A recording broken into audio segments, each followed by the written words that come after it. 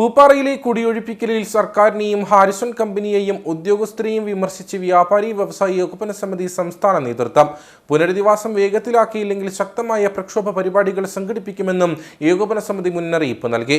കുടിയൊഴിപ്പിക്കലിന് പിന്നിൽ ഹാരിസൺ കമ്പനിയാണെന്നും ഉദ്യോഗസ്ഥർ ഇതിന് കൂട്ടുനിൽക്കുകയാണെന്നും സമിതി സംസ്ഥാന പ്രസിഡന്റ് രാജു അപ്സര ആരോപിച്ചു. ഹൈക്കോടതി ഉത്തരവിനെ തുടർന്നാണ് പൂപ്പാറയിൽ പന്നിയാർ പുഴയോട് ചേർന്നുള്ള വ്യാപാരികളെ കുടിയൊഴിപ്പിച്ച കടകൾ സീൽ ചെയ്തത്. പുനരധിവാസം നടപ്പിലാക്കണമെന്ന് കോടതി നിർദ്ദേശിച്ചിട്ടുണ്ടെങ്കിലും ഇതിന് കാലതാമസം എടുക്കുമെന്ന ആശങ്ക വ്യാപാരികളെ പ്രതിസന്ധിയിലാക്കിയിരിക്കുകയാണ്. പുനരധിവാസം നടപ്പിലാക്കുന്നതുവരെ നിലവിലെ സ്ഥാപനങ്ങൾ തുറന്ന് പ്രവർത്തിപ്പിക്കാൻ ഇടപെടൽ ഉണ്ടാകണമെന്നും ഇതിനായി സംസ്ഥാന സർക്കാർ ഇടപെടൽ നടത്തുമെന്നാണ് പ്രതീക്ഷിക്കുന്നതെന്നും വ്യാപാരി വ്യവസായി ഏകോപന സമിതി സംസ്ഥാന പ്രസിഡന്റ് രാജു അപ്സര പറഞ്ഞു. ഞങ്ങളെ സംബന്ധിച്ചിടത്തോളം ഈ ഹാരിസൺ കമ്പനിയുമായി ബന്ധപ്പെട്ട് നിൽക്കുന്ന രാഷ്ട്രീയക്കാരായിട്ടാണ് ഞങ്ങൾക്ക് മനസ്സിലാകുന്നത്.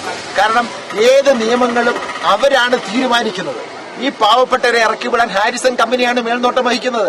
ഈ ഉദ്യോഗസ്ഥന്മാർക്ക് അതിന് വേണ്ടുന്ന എല്ലാ ഉദ്യോഗസ്ഥന്മാർക്കും ലക്ഷക്കണക്കിന് രൂപ പ്രതിമാസം അവർക്ക് മാസപ്പടി കൊടുക്കുകയാണ്.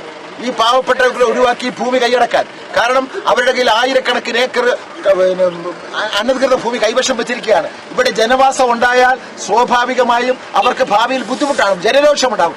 ജനങ്ങളില്ലെങ്കിൽ എന്നും അവർക്ക് കൈകാര്യം ചെയ്യാമല്ലോ. അതാണ് അവർ പ്രതീക്ഷിക്കുന്നത്. പാവപ്പെട്ട 1/4 സെന്റും 1/2 സെന്റും തലമുറയായി ജീവിക്കുന്നവൻ, 1957 മുമ്പേ ജീവിക്കുന്നവൻ, അവനിവിടെ ജീവിക്കാൻ പറ്റില്ല എന്ന് പറഞ്ഞാൽ എന്ത് നിയമമാണ്? ഇടതുപക്ഷ പ്രസ്ഥാനമാണ് ഇവിടെ ഭരിക്കുന്നത്. ഞങ്ങൾക്ക് പ്രതിപക്ഷത്തെക്കുറിച്ചും പ്രതീക്ഷയില്ല. എന്നാൽ മുഖ്യമന്ത്രിയെക്കുറിച്ചും ഇവിടുത്തെ MLA കുറിച്ചും ഞങ്ങൾ പ്രതീക്ഷയുണ്ട്. അല്ലാത്തപക്ഷം ശക്തമായ സമര പരിപാടികൾ ആസൂത്രണം ചെയ്യുമെന്നും സംസ്ഥാന നേതൃത്വം വ്യക്തമാക്കി. പുനരധിവാസത്തിന് കാലതാമസം നേരിടേണ്ടി വരുമോ എന്ന വ്യാപാരികളുടെ ആശങ്ക നിലനിൽക്കെയാണ് സംസ്ഥാന പ്രസിഡന്റിന്റെ നേതൃത്വത്തിലുള്ള സംഘം പൂപ്പാറയിലെ വ്യാപാരികളെ സന്ദർശിച്ചത്.